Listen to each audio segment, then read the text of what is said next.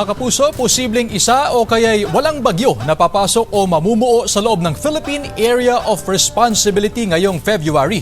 Base yan sa datos ng Pag-asa. Kung meron man, posibleng hindi maglandfall ang bagyo. Pero kung tutumbukin ito ang Eastern Visayas o kaya ay ang Caraga Region, maaari itong lumihis o mag-dissipate.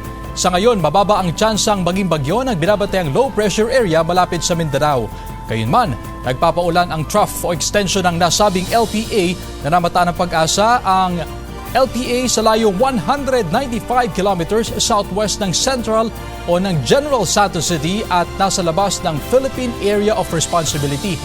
Nananatili ang posibilidad nitong pumasok sa PAR pero mababa ang tsansang maging bagyo. Apektado ng trough ng LPA ang Mindanao at ilang pampanig ng Visayas. Patuloy namang umiiral sa Luzon ang hanging amihan. Ngayong umaga, malaking bahagi na ng Mindanao ang makakaranas ng ulan base sa rainfall forecast ng Metro Weather.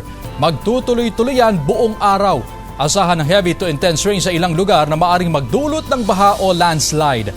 Higit namang makakaasa sa maayos na panahon ang iba pang bahagi ng bansa pero posible pa rin ang light to moderate rains sa ilang panig ng Cagayan Valley Region, Aurora, Southern Luzon at Visayas.